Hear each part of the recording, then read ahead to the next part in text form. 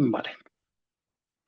Bueno, vamos a hacer una actualización del fondo. Vamos a empezar un poco por enmarcar el contexto económico que está suponiendo pues, la crisis energética que se produjo pues, a raíz del cierre del estrecho de Hormuz el 28 de febrero, que han pasado ya más de 50 días. Y vamos a ver un poco pues, las consecuencias que tiene sobre toda la industria energética y luego haremos una actualización del fondo, de cómo nos hemos estado posicionando durante este periodo y qué vemos hacia adelante.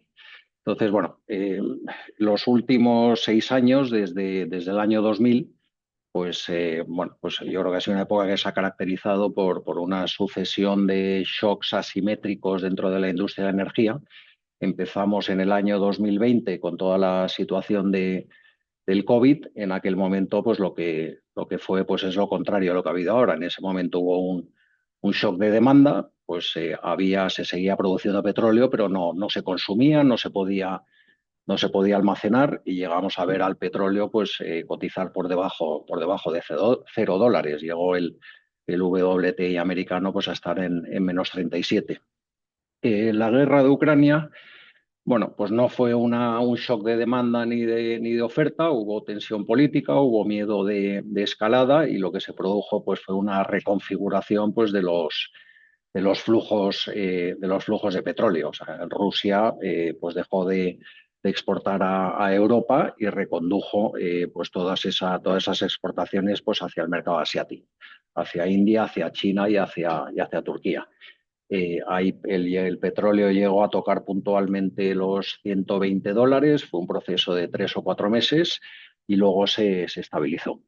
Lo que está pues ocurriendo ahora pues es algo totalmente distinto. Aquí básicamente bueno, pues se ha puesto patas arriba pues todo el engranaje energético a nivel global. Bueno, pues ya sabéis que con el cierre de Hormuz, pues por allí transitaba pues en torno al 20% de la producción o del consumo mundial de petróleo. Como sabéis, en el mundo ahora mismo se están consumiendo en torno a 104 millones de barriles diarios. Por Hormuz, bueno, pues si cogemos la cifra de 100, pues hay 20 millones de barriles que no están transitando. Algunos de esos barriles pues han ido redirigiendo pues a través de oleoductos en Arabia Saudí, etcétera. Pero en este momento, bueno, pues hay una gran parte de la oferta que se está destruyendo. Y un poco para que veáis las dinámicas de la producción mundial de petróleo, por contextualizarlo, el 60% del petróleo que se consume a nivel mundial pues, se consume en el sector transporte, tanto carretera, aviación, etcétera. Entonces, ahora mismo y desde el 28 de febrero, esto es un gráfico del número de tankers, de tanqueros que cruzaban por Hormuz en los últimos años. Como en el último año, como veréis, bueno, pues había picos de 80, 90 tanqueros que pasaban todos los días. Los mínimos han estado pues en 40, 50. Desde el 28 de febrero, pues bueno, pues eso ha pasado prácticamente a cero. Bueno, pues en algún momento el fin de semana pasado pues llegaron a pasar 10 barcos. Hace 2 días ha pasado un tanquero y ayer pasó, hace 2 días pasaron dos, ayer pasó uno de ellos. Bueno, todos los días hay distintas plataformas donde hay un conteo pues de todos los volúmenes de navegación que hay en todos esos estrechos que os hemos enseñado antes. Entonces, bueno, Javier López Bernardo, que ya sabéis que cogestionamos el fondo, ahora os va a explicar un poco las consecuencias de estos shocks en los distintos productos relacionados con el petróleo. Pues no solo es petróleo, sino hay muchos derivados que están afectando, y qué efecto puede tener esto en la inflación, y luego repasaremos pues la cartera del fondo y cómo estamos posicionados en esta coyuntura. Pues muchas gracias, Jacobo, y nada, gracias a vosotros por acudir esta mañana. La idea es que la presentación en total sean 45 minutos, ¿de acuerdo? Y dejar 15-10 minutos de Q&A al final. Así que si queréis ir poniendo las preguntas que vayáis teniendo en el chat, si nos da tiempo las contestaremos todas al final, ¿de acuerdo? Bueno, esta es la slide más importante, os diría yo, ¿no? Quizás de toda la presentación para que veáis un poco la magnitud de lo que es esta crisis energética, ¿no? Que no tiene pues ningún parangón con la historia. Y en concreto deberíais mirar la columna del medio, la columna azul que pone 13 millones de barriles, ¿de acuerdo? Aquí hay básicamente tres columnas azules. La primera columna azul es la capacidad de producción que tenían los países árabes bueno, pues en febrero, en enero, la producción normal que iban teniendo. Los 13 millones es la producción actual que se ha perdido y la última columna azul que veis es la producción que se ha perdido ajustado por los inventarios que hemos ido pudiendo ir soltando, que han ido cubriendo esas necesidades de demanda. La mayoría de estos inventarios, veis ahí una primera columna naranjita, que son los inventarios que han salido de las reservas estratégicas de petróleo, que eran 400 millones de barriles originalmente y que no descartéis que en las próximas semanas veamos otro anuncio similar, ¿de acuerdo? Y las otras dos columnas son básicamente petróleo que ha ido flotando, que estaban ya en los petroleros y que actúan como inventarios temporales. Es la manera más cara de tener inventarios y por lo tanto es la primera que se vacía cuando los precios están altos y la gente quiere tirar de inventarios, siendo los inventarios en tierra los últimos que se vacían, ¿no? Entonces, bueno, quedaros con la columna del medio, que son 13 millones de barriles. De esos 20 a los 13 hay 7 millones de barriles de diferencia. Eh, Aproximadamente 6-7 millones de esos los pueden sacar los árabes por el oleoducto que va hasta el Mar Rojo, que lo habréis visto en las noticias porque siempre es uno de los grandes candidatos para que Irán bombardee. Y el otro 1,5 millones es un oleoducto que tienen la gente de los Emiratos y que lo saca a la terminal de Fujairah, que está fuera del estrecho de Hormuz y que también está siendo un candidato y que de hecho lo han bombardeado en el pasado, ¿no? Estos son magnitudes teóricas, ¿de acuerdo? Esos 13 millones de barriles son los que están parados de los campos, pero en realidad el oleoducto de los árabes no ha estado funcionando a full capacity, ¿de acuerdo? En las últimas semanas. De hecho, para que os hagáis una idea del total de los 7 millones de barriles que podría sacar entre crudo y productos, ha estado funcionando a 4 millones, ¿de acuerdo? Al final, los números que estamos hablando son tan absolutamente salvajes que al final, pues que sean 13, 12 o 14 o 15, pues bueno, da un poco igual. Vamos a trabajar en las siguientes slides con números, dependiendo de las casas de análisis que ahora vamos a utilizar, entre 11 y 13 millones de barriles. Pero quedaros con esta cifra porque básicamente significa que al cabo de 30 días la cantidad de barriles no producidos que se han acumulado, pues si lo redondeáis un poco, son unos 400 millones de barriles, ¿no? Siguiente slide, Jacobo. Aquí tenéis un poco, si miráis un poco las columnas, ¿de acuerdo? Antes de mirar esa línea, las columnas se leen en el eje de la izquierda y es lo que os está contando, ¿no? Son la cantidad de producción que se ha perdido, esos famosos 13 millones de barriles que los veis ahí, ¿no? Y ahí los veis simplemente desglosados por el país. El país que más ha perdido, como podéis saber, ahí es Irak, que básicamente ha perdido todo excepto un poco de capacidad que la están sacando con camiones y con oleoductos que son relativamente pequeños que van al mar Mediterráneo. Ahí tenéis un poco la capacidad y el gráfico lo que os está diciendo es qué ocurriría si mañana se abriese el estrecho. ¿De acuerdo? Este es el escenario mejor que podéis asumir en términos de cuántos inventarios vamos a perder. ¿De acuerdo? Entonces, si mañana se abre el estrecho, luego lo vamos a ver, los petroleros que están dentro pueden salir, por supuesto, pero los inventarios que están dentro del estrecho siguen llenos. ¿De acuerdo? Están absolutamente llenos ahora mismo y los campos no pueden volver a producir porque no tienen donde dejar el crudo. Entonces, para que los campos puedan volver a empezar a producir, tienen que volver a entrar barcos dentro del estrecho. Algunos barcos están cerca del estrecho, pero otros barcos luego vais a ver que están muy lejos. Los barcos están haciendo otros encargos, ¿no? No se van a quedar ahí 2 meses esperando a que eso abra, ¿no?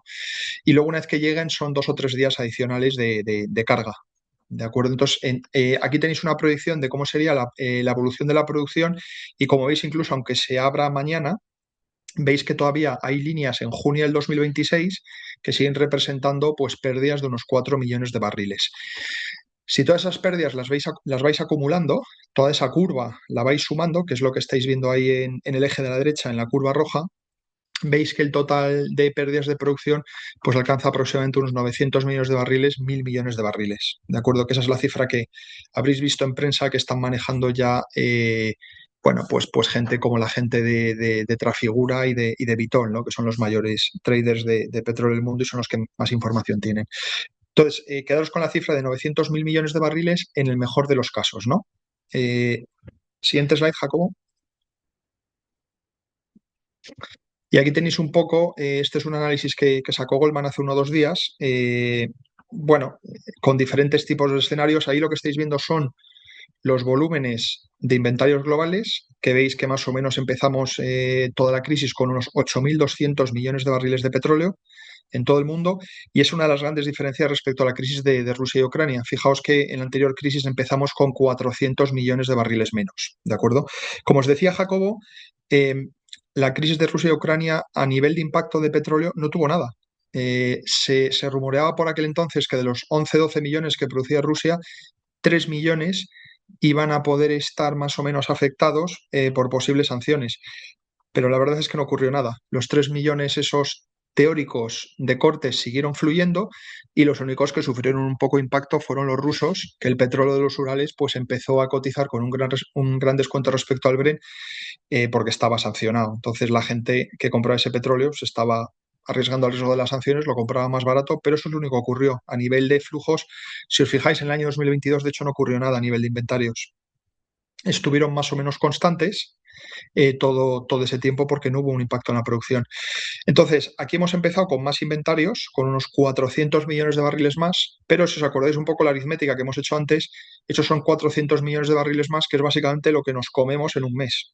O sea que a partir de ahora ya, hasta el 10 de abril, porque los primeros días de marzo se siguió produciendo, hasta el 10 de abril más o menos nos hemos comido ya toda la producción extra que teníamos, todos esos inventarios extra, y ahora mismo, pues bueno, ahí veis que si las cosas se resuelven ya, Goldman está estimando esa línea verde que acabaríamos en 7.700 millones de barriles, muy por debajo de los que teníamos durante la guerra de Rusia y Ucrania, y en escenarios más adversos de que el estrecho sigue cerrado pues otro mes, pues veis que los barriles pues llegan a caer a 7.300 millones, que es bastante diferencia, porque una de las cosas que podréis estar pensando es decir, bueno, Javier, tenemos todavía muchísimos inventarios por el mundo.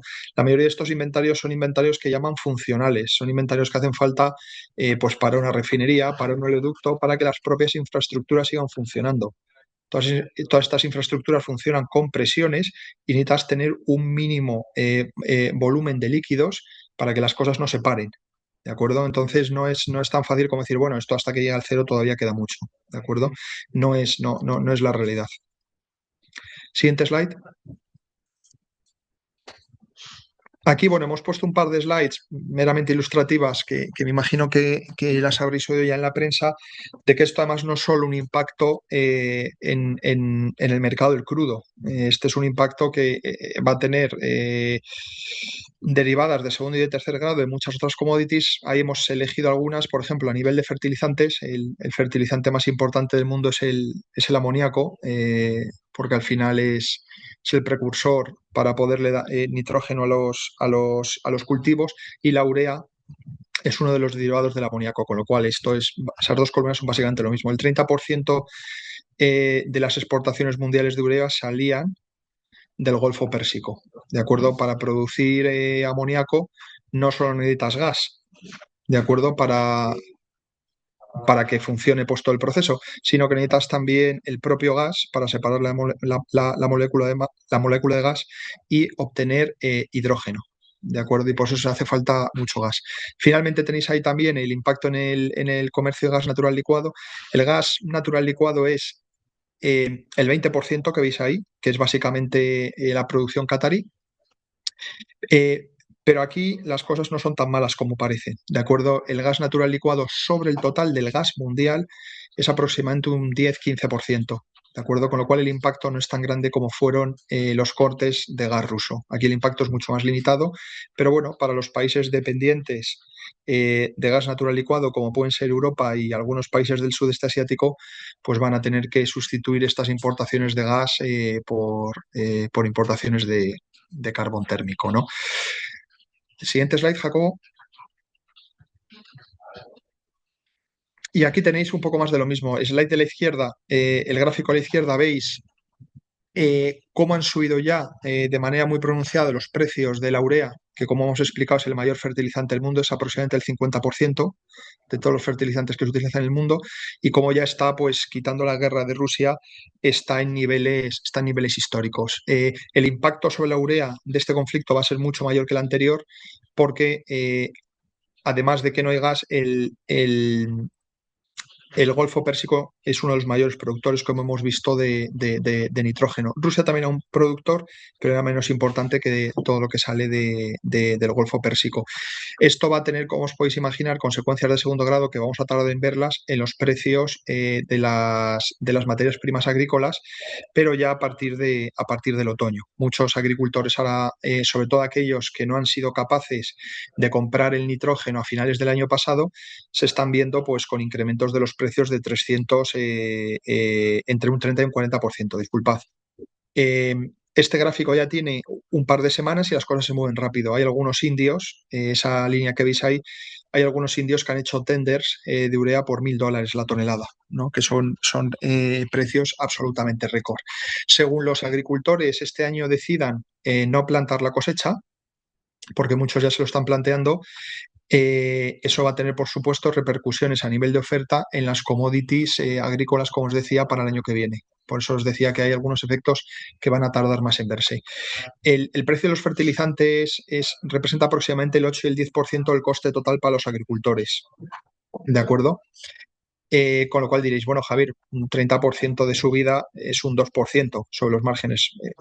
Sí, es un 2%, pero sobre márgenes que siempre son muy, muy pequeños, ¿de acuerdo? Con lo cual el impacto para la P&L de todos estos productores es muy grande. Y a la derecha tenéis un ejemplo de otras muchas commodities que hemos escogido, como el azufre, el helio. Son materias primas relativamente pequeñas, no van a tener un gran impacto en costes, aunque el precio se duplique o se quintuplique.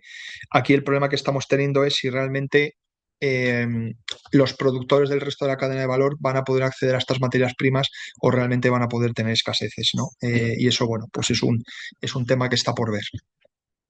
Siguiente slide, Jacobo. Aquí, bueno, os voy a explicar en las dos siguientes slides que aunque el precio del petróleo veáis que está, entre comillas, sobre todo el del mercado de papel, $100, $90, dependiendo si es el Brent o el West Texas, podéis pensar, bueno, el impacto en los precios de la gasolina y del diésel y del resto de los productos, bueno, no va a ser mucho. No es así, porque al final los productos tienen en cuenta un margen de refino, ¿de acuerdo? Aquí lo que tenéis en esta slide es un esquema simplificado de cómo funcionan las refinerías. Las refinerías al final tienen, depende de cómo estén configuradas, que es lo que veis aquí, las refinerías tienen una cantidad de módulos de menor a mayor complejidad, que es lo que les determina lo que pueden poder producir dado un determinado tipo de crudo. Los crudos más ligeros producen más gasolina, ¿de acuerdo? Pero si tú tienes una refinería con un cierto nivel de complejidad, eres capaz de procesar crudos más pesados y que de esos crudos más pesados que los compras más baratos, poder sacar una proporción de gasolina, de diésel y de queroseno más elevada. ¿Qué os quiero decir con esto? Si pasas a la siguiente slide, Jacobo, las refinerías a corto plazo tienen poco margen de maniobra, porque tú estas cosas físicas no las puedes cambiar de un día para otro. Entonces, las refinerías están configuradas para que funcionen con un determinado tipo de crudo. Los crudos que estamos perdiendo, que son los crudos, por ejemplo, si veis ahí el crudo de Dubái, que es el crudo Murban, son crudos medianos. ¿Qué quiere decir eso?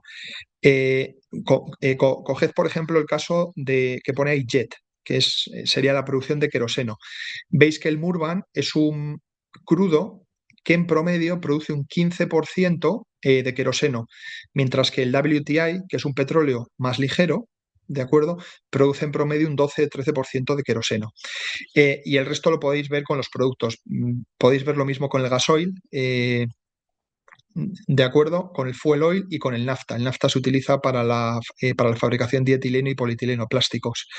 Veis que hay unas grandes diferencias. En el ojo del huracán lo que está ahora mismo son el diésel y el queroseno, porque los barriles que hemos perdido de Arabia tienden a producir más queroseno y a más diésel, ¿de acuerdo? Y aunque veáis que las diferencias son de un 3% en las productividades de las refinerías, al final eso, si estamos hablando de una capacidad de refino instalada de 100 millones de barriles, por ejemplo, igual que la demanda de petróleo, aquí estamos hablando de desfases de 2 o 3 millones de barriles que pueden ir de una dirección a otra, ¿de acuerdo? O sea que no son cifras baladíes.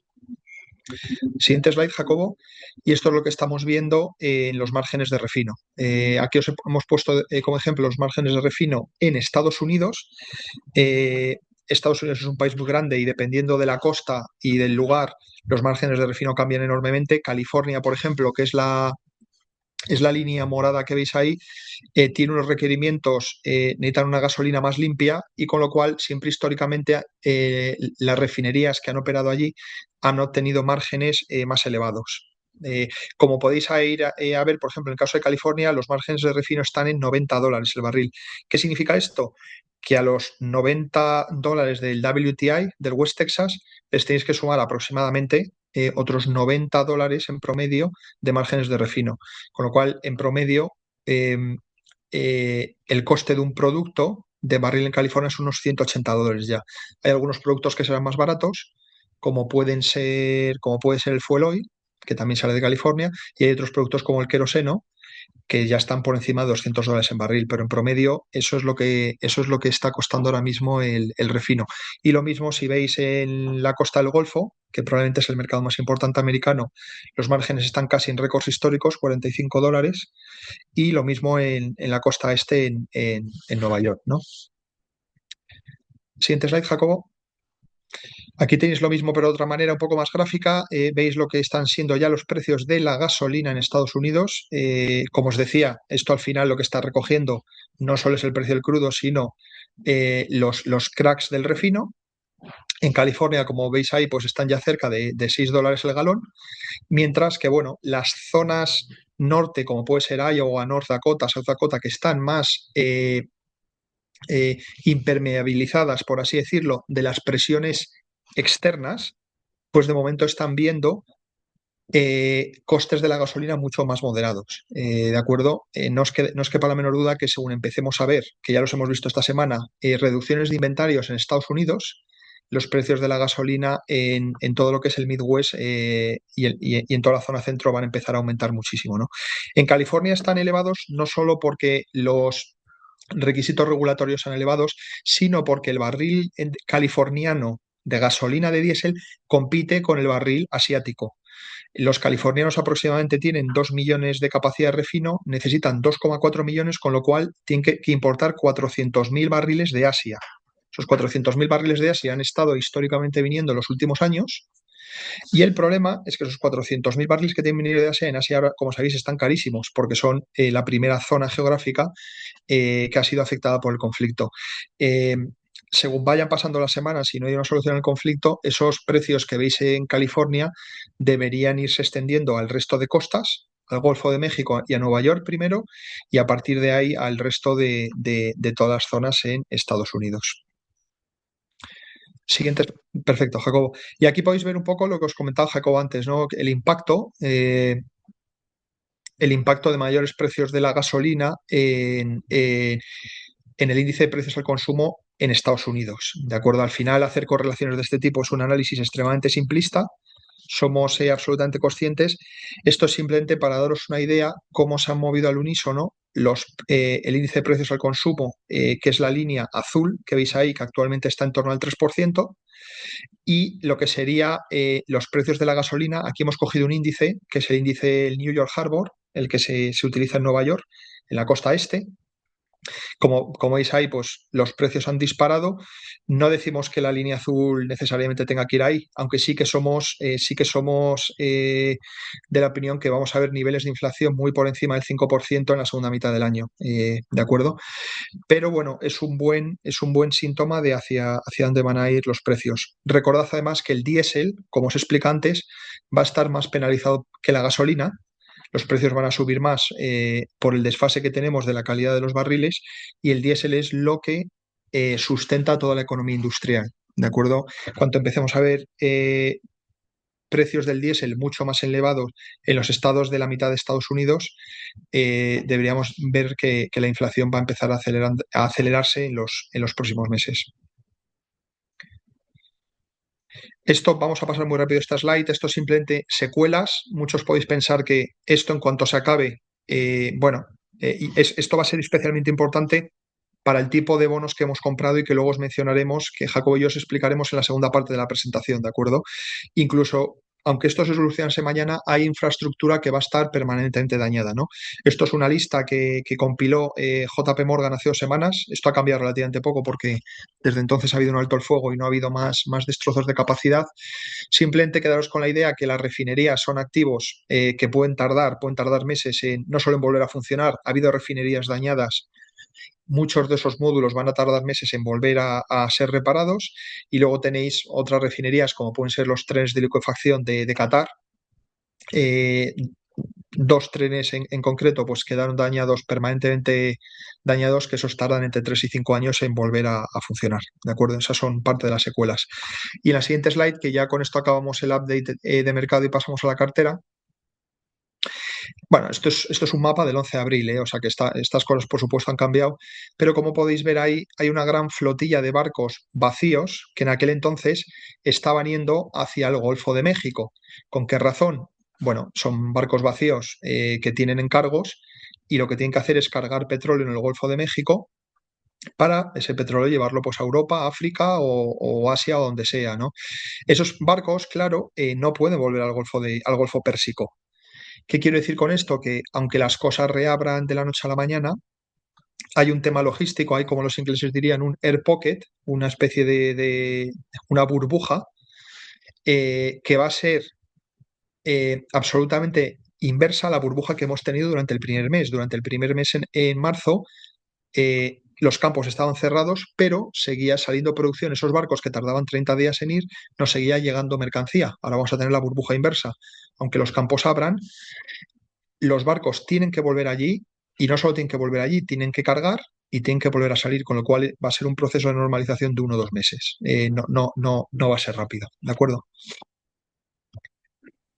Y luego también el hecho que los barcos que están ahora mismo dentro de Hormuz cargados y que salgan, oye, si se abre una ventana de apertura del estrecho de Hormuz, a las navieras les va a costar mucho, una vez hayan descargado en otros sitios, volver a entrar en el estrecho de Hormuz, pues por los riesgos lógicos de que pudiera repuntar el conflicto más adelante. Pero bueno, eso ya son suposiciones. Bueno, desde el punto de vista de la cartera, aquí tenéis los resultados a cierre de marzo. En el año estábamos bueno, pues, a un 0% de rentabilidad. En marzo perdimos las pérdidas que habíamos acumulado en enero y en febrero. A cierre del 20 de abril, en el mes de abril, bueno, pues el fondo está un 0,86 en positivo. Nosotros siempre, la lectura que hacemos en estas cosas, y así lo trasladábamos siempre en el 2022, el 2022 bueno, pues, fue un año que todos recordaréis, con pérdidas de índices entre 10 y 20%. Nosotros perdimos dinero, pero ¿a costa de qué? Siempre decíamos que en enero del 2022 nuestro fondo tenía un yield en euros del 5%, con una duración de 3 veces, que viene a ser un vencimiento medio de 5 años. A final del 2022 teníamos, con la misma duración de aproximadamente 3 veces, teníamos un yield del 8%. Pues eso significa que habíamos añadido 300 puntos básicos de diferencial respecto a lo que teníamos a inicio de año para los próximos 5 años, que es lo que viene a definir pues una duración de 3. Bueno, como consecuencia, digamos que como consecuencia de haber perdido casi un 4% este año, pues ese año pues dimos pues rentabilidades muy por encima del Euribor más 300, que ya sabéis que es el objetivo de este fondo. Este año, en enero del 26, estábamos en una situación parecida a la del 2022. El yield del fondo pues estaba en torno a un 4,95%, con una duración de 2,7, ¿no? Una duración de 3. Ahora mismo estamos más cercanos a un yield del 6%, con una duración de 2,7. Vale, bueno, visto en perspectiva 1, 3, 5 y 10 años, recordar que nuestro fondo es un fondo que invertimos en crédito, y cuando no encontramos ideas de crédito bueno, pues que estén correctamente retribuidas, pues lo que estamos es en bonos del gobierno a corto plazo. Entonces, como somos un fondo de crédito que a su vez tiene bonos gubernamentales, bueno, pues nos categorizan las distintas agencias como renta fija flexible. Ahí tenéis un poco las rentabilidades comparativas y por eso siempre nos comparamos contra el Bloomberg Global Aggregate, que tiene en cuenta en bonos gubernamentales, y contra el Global High Yield, que no los tiene. Desde el punto de vista de composición de rating geográfica, etcétera, luego veremos la sectorial. El Yield to Worst de hace unos días estaba en el 5,8, como comentaba antes, duración 2,7. Y ahora mismo tenemos entre investment grade y no investment grade, pues en torno a un 65-70% del fondo. Los B simple, los single Bs, que hace en el mes de febrero pues estábamos en torno a 8-9%, si mal no recuerdo, ahora hemos subido a un 18% por la incorporación de nuevas compañías bueno, pues, muy relacionadas con el sector energético y con el sector de fertilizantes, etcétera, que luego comentaremos, que son compañías que tenían balances más apretados en el mes de febrero y que no estaban pagando bien. Hoy en día pues son compañías que por la coyuntura actual pues son generadoras de caja de una manera bestial. Probablemente muchas de estas compañías en los próximos meses veremos cómo suben a ratings superiores por parte de las agencias de calificación. La composición geográfica del fondo, siempre os repetimos que bueno, es una consecuencia de los bonos que compramos. Nosotros no tomamos decisiones macroeconómicas en el sentido de decir ahora nos vamos a ir a bonos corporativos en Norteamérica o en Europa o en otros mercados, sino que es una consecuencia de los títulos que compramos. Luego veremos varios ejemplos. Y recordaros que el fondo siempre está permanentemente cubierto a euros. Aunque la mayoría de los bonos que tenemos en cartera pues, son en dólares o en monedas distintas al euro, cubrimos siempre pues, a través de seguros de cambio o de futuros. Sectorialmente, bueno, pues ya suponía que imaginabais bueno, que íbamos a tener una posición grande en energía y en industriales. Deciros que toda la parte de energía son puramente los drillers, los extractores de petróleo, lo que tenemos aquí. Y recordaros que dentro del sector energético nosotros invertimos en compañías que tienen activos, no invertimos en compañías de servicios alrededor de la industria petrolera, porque bueno, hay compañías de servicios que nos gustan, pero una compañía de servicios por naturaleza no tiene una base de activos y ya sabéis que lo que nos da confort como bonistas es tener activos detrás. Cuando las compañías tienen aprietos desde el punto de vista de liquidez, lo que te protege como bonista pues son los activos reales que tiene esas compañías. Todo lo que son compañías refineras o compañías de oleoductos las consideramos compañías industriales y están metidas dentro de este sector. Y el resto, bueno, pues financieras, llegamos a estar en el mes de enero, febrero, en torno a 20 y tantos %. Hemos reducido algo nuestras posiciones a niveles de 15% y, bueno, pues el resto de los sectores no merece la pena ni mencionarlos. Estas son las posiciones que hemos añadido en cartera. Si quieres, Javier, comenta un poco. Bueno, aquí son básicamente distintas geografías. El bono de Enquest, que este bono es del Mar del Norte, es una nueva emisión que salió ayer. Esa no está incluida en el Yield to Worst que he visto, que os enseñaba antes, de 5,8. Probablemente nos haya llevado solo esa emisión, que tomamos casi un 2 y pico % de la cartera, pues a 5,9 a 6%. Bueno, pues es un bono ahora que produce petróleo en el Mar del Norte. Va a escupir caja a lo bestia con los niveles de petróleo en estos momentos. Ya la hemos tenido. Enquest es un título que lo hemos tenido pues, desde el año 2017, que empezamos a comprarlo pues, en repetidas ocasiones. Es verdad que lo habíamos vendido hace unos meses, la emisión ahora que redimen en el mercado antes de sacar esta emisión, pues por lo que os decíamos siempre. O sea, llega un momento determinado que la rentabilidad que daba este bono pues no cubría pues, el riesgo que tenía la compañía o que podía tener la compañía cuando el petróleo estaba a $65-70 antes de esta crisis. Cosmos Energy es productor de petróleo en toda la zona de África. Acaba hace, WT Offshore, estos están en el Golfo de México. MC Brasil es una refinera brasileña, está participada por la familia Mubdala, que es la familia real catarí. Pues esto antes os enseñaba los márgenes de refino Javier, pues este es un bono que andaba muy apretado en niveles de 77, $78 que cotizaba. Lo conseguimos comprar a 81, $82, ahora está cotizando a 92, $93 en estos momentos y es un bono pues, que está escupiendo caja. Eh, Adecoagro es una compañía que opera en Latinoamérica, es fundamentalmente temas de urea. A la urea habéis visto que han subido mucho los precios porque, entre otras cosas, para producir urea se requiere pues mucho gas natural.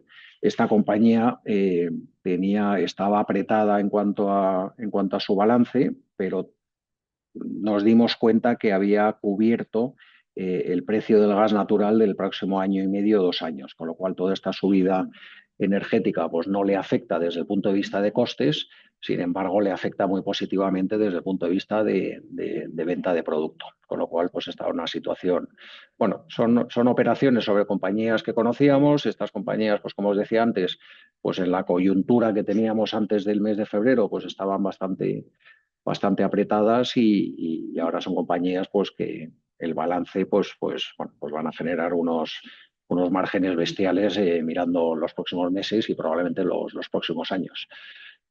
Todo esto son posiciones nuevas. Aquí no estamos incluyendo pues compañías como Golar, como Panoro, que es otra de producción de petróleo que ya teníamos en cartera, que hemos ido incrementando la ponderación. Entonces, Panoro es un ejemplo de una compañía pequeña que produce petróleo pues en Guinea, en Gabón. Es una compañía pequeña en el sentido que está producida pues antes de la compra de unos activos que le ha vendido Cosmos Energy en el bloque G en Gabón. Era una compañía que producía unos 10.000 barriles de petróleo diarios. Entonces, los costes operativos que tenía esta compañía para producir, pues más o menos eran en torno a $30, a $30 de coste, y cuando el petróleo estaba pues a $60, pues estaba obteniendo pues un margen neto de $30 por encima de sus costes. Claro, si ahora tenemos en cuenta un petróleo a $90, pues pensar que una subida del petróleo de 60 a $90 es un 50% de subida, pero con un 50% de subida del petróleo los márgenes crecen un 100%. O sea, es una auténtica barbaridad. Esto es una compañía que si producía 10.000 barriles al día y estaban obteniendo márgenes de $30 con el petróleo a 60 por 365 días del año, pues aproximadamente pues estaba generando de márgenes 110 millones. Ahora con un petróleo a 90 y produciendo pues casi $60 de margen, pues ha duplicado el margen, 210 millones. Eh, la deuda total o la deuda neta de la compañía, excluyendo la caja, pues creo que eran 110, 120 millones. O sea, pensar que es que esta compañía se va a limpiar la totalidad de la deuda neta que tiene pues en menos de 6 meses. No sé si quieres, Javier, comentar alguna otra. Sí, un poco volver a simplemente dos observaciones. La primera, lo que os decía Jacob, hay bonos de estos que no los compramos en su día. Por ejemplo, el primer bono de Cosmos salió en octubre, noviembre del año pasado. Estuvimos en conversación nosotros con la compañía. De hecho, fueron uno de los primeros bonistas que nos invitaron a ver el nuevo bono. Es un bono que está colateralizado con un solo activo que tienen con BP, es el activo más grande que tiene la compañía, el más valioso, que es GTA, y era un bono que nos parecía que podía ir más o menos bien, salió al 12 de cupón, o sea que generoso, pero ya sabéis un poco la filosofía que hay en el fondo, ¿no? Le vamos a zurrar a las cosas cuando veamos que realmente pues tenemos el downside, entre comillas, bastante cubierto, ¿no? Este bono lo hemos comprado a 104. Entonces, obviamente, hubiese sido una mejor decisión haberlo comprado en octubre. Nos hubiésemos llevado ese 4% de precio más el carry, que era un carry generoso, ¿no? Pero a 104 sigue siendo, cuando lo compramos, sigue siendo una rentabilidad de doble dígito.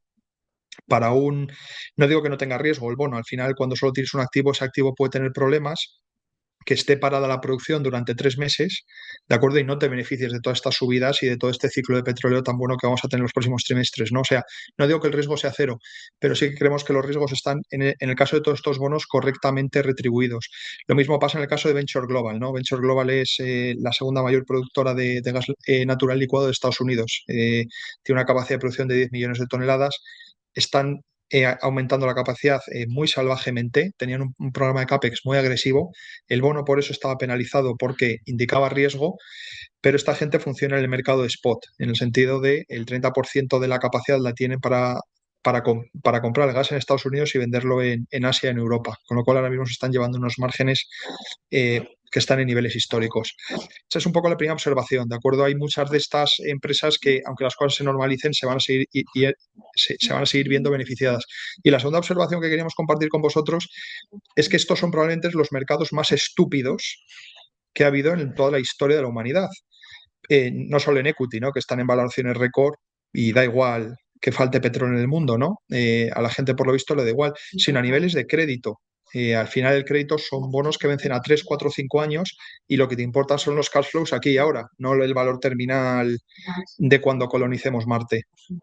Y todos estos bonos, en la mayoría de los casos, en casi todos, quitando Adecoagro, New Hope y Sasol, pagan spreads de por encima 300 o 400 puntos básicos respecto a los índices. Esto no tiene ningún sentido, ¿de acuerdo? Simplemente no hay que ser un genio matemático para ver que estas empresas, a lo mejor a alguna les va mal, por lo que os decía, al final la ley aleatoriedad en la vida, pero tienen un outlook mucho más claro para los próximos 2 años que la mayoría de las empresas que están en los índices y aún así pagan mucho más. De hecho, ayer estábamos mirando la cartera Jacobo, Jorge y yo, o antes de ayer, y decíamos, ¿cómo puede ser que estas empresas que son las que tienen mejor outlook son las que pagan más yield? ¿No? No podemos tener más de esto, como os podéis imaginar, por razones de concentración. Al final, pues el fondo tiene que poder vivir en cualquier tipo de escenario, ¿no? Y meter todos los huevos en una cesta sería muy arriesgado, ¿no? Pero simplemente transmitiros que va a haber una parte de la cartera que va a estar perfectamente aislada de todo lo que va a ocurrir y va a ser una gran beneficiada en los próximos meses. Es verdad que este gráfico de composición sectorial está hecho a 31 de marzo, ¿vale? Aquí han rotado, han variado, llevamos 23 días del mes de abril, pues, bueno, pues probablemente esta parte de energía esté más cercana al 20%. También eso también es trasladable al yield que os enseñaba del 5,8, bueno, pues que eso era cierre del mes de marzo. Bueno, para que veáis un poco, aquí pasa lo mismo. Ahí veis, por ejemplo, posiciones de Enquest, pues que no está aquí en el top 25 de las posiciones que estaban a cierre de marzo. Vale, toda esta presentación, los que queráis, nos escribís por mail y la compartiremos con vosotros. Y bueno, por aquí poco más. Acordaros que somos gestores activos con la caja. Esto lo veis aquí en las líneas de color azul que se leen en el eje de la derecha. Mantenemos siempre un 10% de liquidez en el fondo, lo hemos mantenido históricamente. Y bueno, pues nos movemos entre 10 y 25-30%, que es lo máximo que hemos tenido en la época del COVID. Llegamos a tener, pues en enero, febrero del 2020, llegamos a tener un 27 o 28% en caja.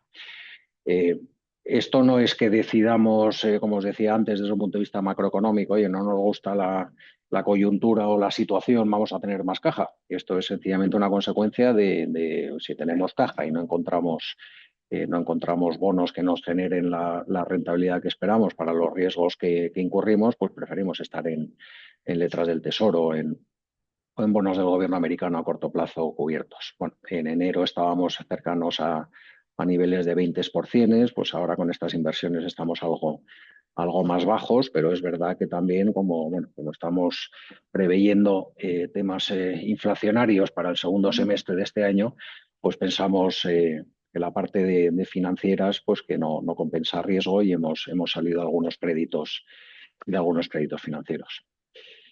Y bueno, por nuestra parte, pues yo creo que nada más. Habíamos puesto en el chat, sí.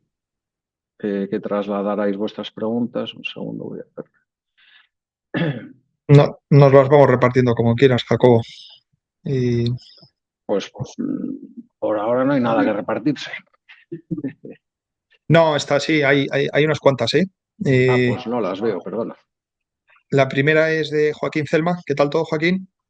Podemos tener una recesión. Eh, bueno, yo creo que esta pregunta ata un poco con las que luego pregunta el espectador anónimo. Y si os parece, las contestamos. Espectador anónimo dice: ¿hay motivos para pensar que el conflicto se va a solucionar en breve? No tenemos ni idea, ¿de acuerdo? O sea, esa es. Pero la siguiente es: si nos ponemos en julio o septiembre sin que se haya solucionado, ¿qué escenario macro planteáis para los siguientes 1 o 3 años? Bueno, si queréis contesto yo estas juntas. Eh, a ver, no nos podemos poner en julio o en septiembre, ¿de acuerdo? O sea, eso os tiene que quedar meridianamente claro, ¿de acuerdo? O sea, no podemos seguir perdiendo otros 400 millones de barriles en mayo y otros 400 millones de barriles en junio. Serían 800 millones de barriles, sería otro billón adicional y además eso además indicaría que la guerra probablemente ha entrado en un escenario peor, que ha habido destrucción de infraestructuras, que el oleoducto de los saudíes pues ha dejado de funcionar, etcétera. Entonces, si creéis que ese escenario es el más probable, entonces el cataclismo energético que viene es alucinante. ¿De acuerdo? O sea, eso tenedlo muy claro. Nosotros estamos trabajando con un supuesto de que los Estados Unidos se van a tener que bajar finalmente los pantalones porque no tienen ninguna carta aquí, básicamente, y que esto, pues antes de mediados de mayo se va a llegar pues a una especie de, se abrirá el estrecho y luego tardarán unos meses, como os lo hemos explicado, en normalizar los flujos, ¿no? Una de las slides que os poníamos al principio, la famosa slide de los 13 millones de barriles, ¿no? Mucha gente está diciendo que claro, que a lo mejor el petróleo no sube tanto, y esto vuelve un poco a la pregunta de Joaquín, que a lo mejor el petróleo no sube tanto porque ya hay destrucción de demanda. Eh, eh, Hemos estado leyendo muchas estimaciones en los últimos días de cuánta demanda hay destruida. Demanda destruida no es porque la gente no pueda acceder al barril de petróleo, que eso está ocurriendo. Hay gente que le gustaría poder producir, pero no puede producir porque no tiene petróleo directamente.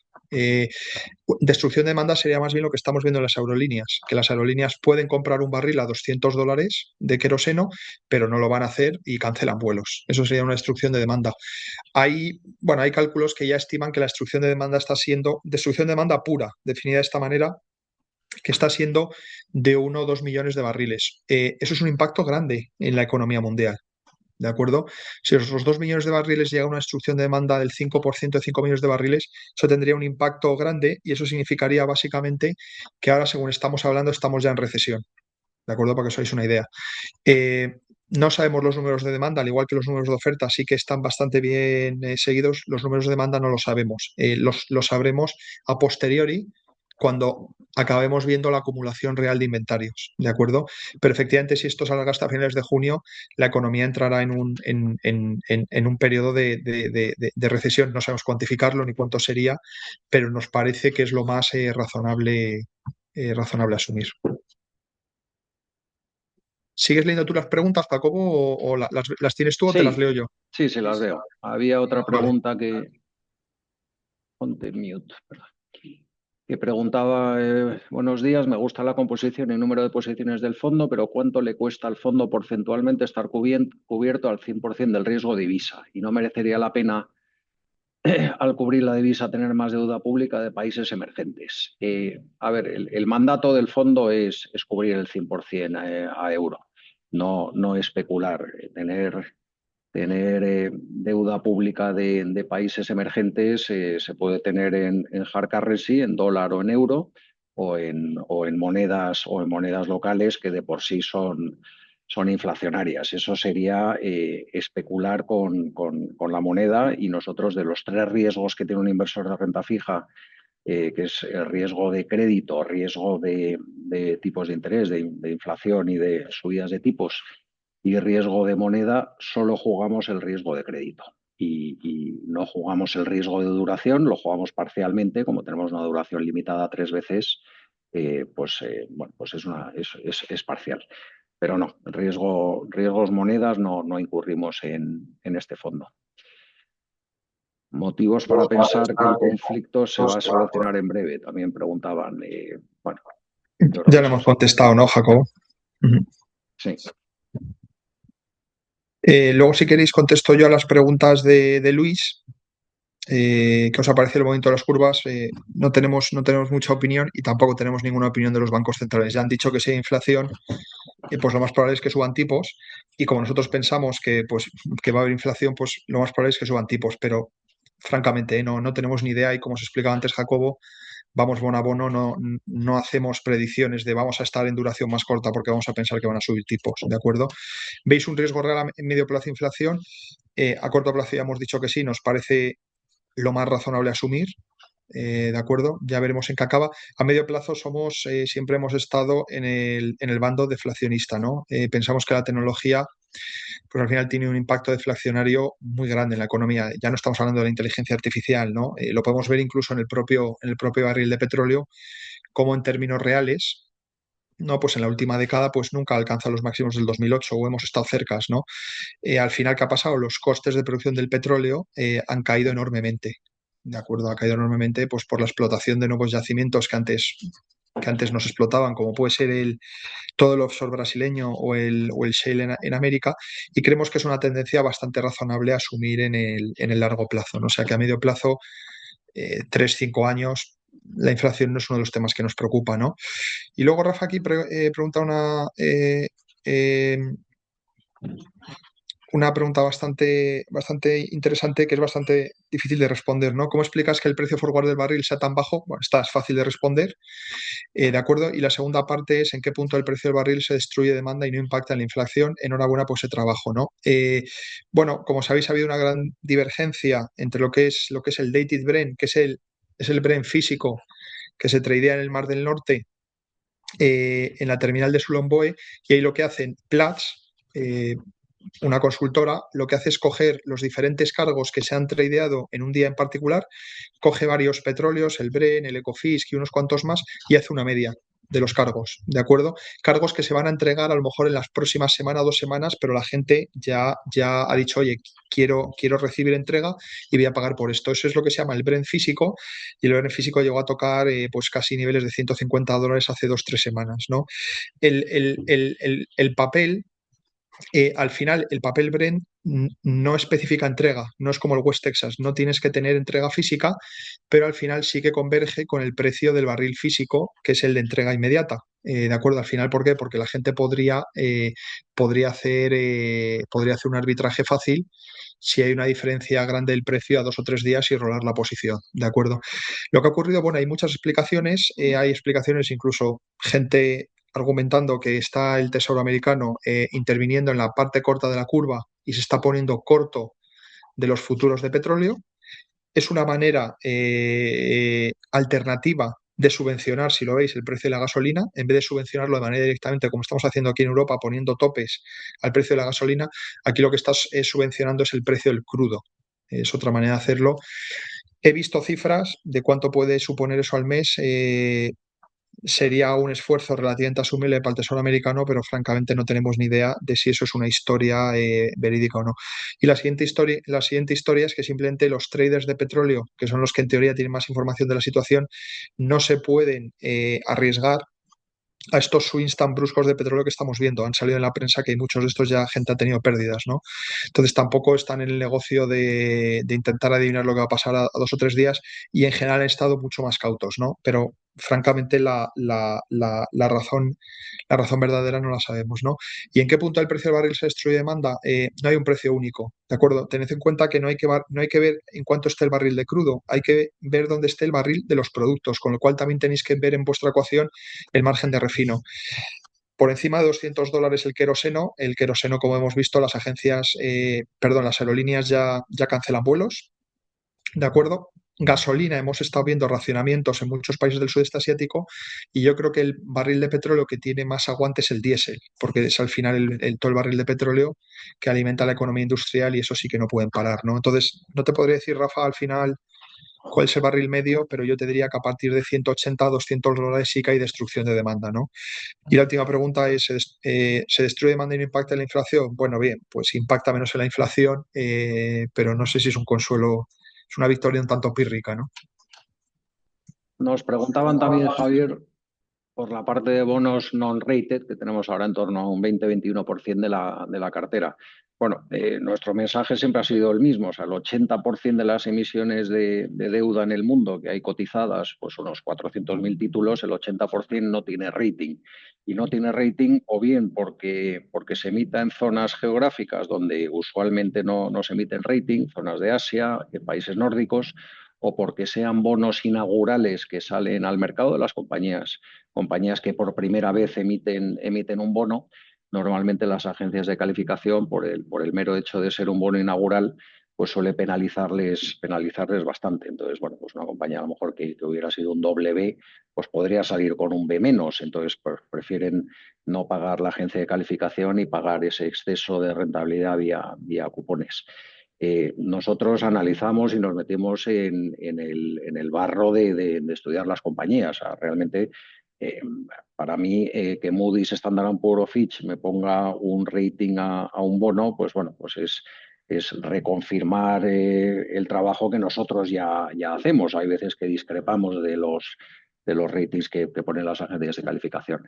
Pero que algo no tenga rating no quiere decir ni que sea más ilíquido, ni que sea una emisión más pequeña, ni que sea una emisión peor. Normalmente, bueno, pues por pulcritud en el fondo, pues no solemos pasar de 20-25%. Muchas de estas compañías petroleras, antes mencionaba Panoro. Panoro es una emisión de 300 millones de dólares, pero es una compañía que no tiene rating. Creo que había alguna pregunta también, si veíamos alguna semejanza o si podía la situación. ¿Podemos ver un escenario similar al que vimos en la década de los 70? Bueno, o sea, tiene la semejanza en el sentido que es un conflicto entre países árabes por un lado y Estados Unidos y Israel en el otro lado. Pues es semejante desde el punto de vista de que ambos, pues fue un shock en la oferta mundial.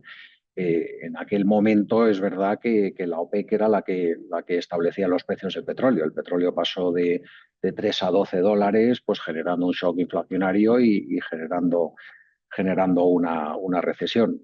Nosotros pensamos que las dinámicas del petróleo hoy en día pues son muy distintas que en aquella época. En aquella época, pues Estados Unidos producía muy poco petróleo en el mundo y bueno, no pensamos que pueda tener las mismas consecuencias, pero dependerá también, no sé, es tener un poco la bola de cristal y no sabemos cuándo va a terminar esto. Lo que hemos tratado de reflejar hoy es las consecuencias de que si esto se termina mañana, pues bueno, pues que esto se acaba desde el punto de vista de titular de prensa, no se acaba desde el punto de vista de impacto geopolítico, impacto energético en los próximos meses o en los próximos pocos años. Gracias por la pregunta, Guillermo. Y ahora Gregorio dice, un poco cambiando de tema, ¿habéis visto algo interesante en fondos de Bright Credit? Bueno, esta mañana veíamos en las noticias de prensa, ¿no?, que han tenido el mayor default probablemente en la historia del Private Credit, una compañía de software que se llamaba Medallia, 5.100 millones de equity que les van a hacer impairment. Era una inversión del Private Equity de Thomas Bravo, que estaba financiada con Private Credit, ¿no? De la gran añada del 2021, que eso era una merienda de negros alucinante, y vamos a ver más noticias de este tipo, ¿no? Porque está claro que no han hecho aquí ningún tipo de análisis ni de ningún tipo. O sea, decían que salían con loan to values del 30%, o sea, que debían tener un colchón alucinante, y 5 años más tarde los bonos están impair, ¿no? Vamos a ver mucho más de esto. Representa el 20% de la asset class. Cuando un sector en una asset class de crédito representa tanto peso, significa, para nosotros es una red flag enorme. Pasó lo mismo en el caso del petróleo en el año 2016 en los índices de high yield, en los índices de telecom, de high yield en el año 2000. Es un tema recurrente, ¿no? Entonces se ha dado mucha deuda muy mal dada. No creemos que sea un problema sistémico. Al final el asset class son casi unos 3 trillones en Estados Unidos y están bastante bien colateralizados estos fondos, porque la mitad de estos fondos están financiados con equity y la otra mitad con deuda bancaria, pero pérdidas de estas grandes para los inversores vamos a seguir viendo, no nos cabe la menor duda. Y desde luego un petróleo más alto, por mucho capital light y todos estos rollos que te cuentan que son, no les va a ayudar, desde luego.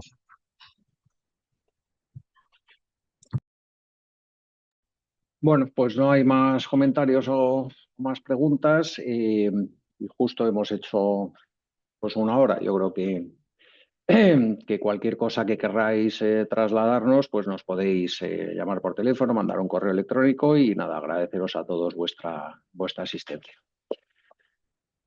Muchas gracias. Hasta Gracias. luego. Adiós. Al seminario. Un segundo, que voy a compartir la pantalla.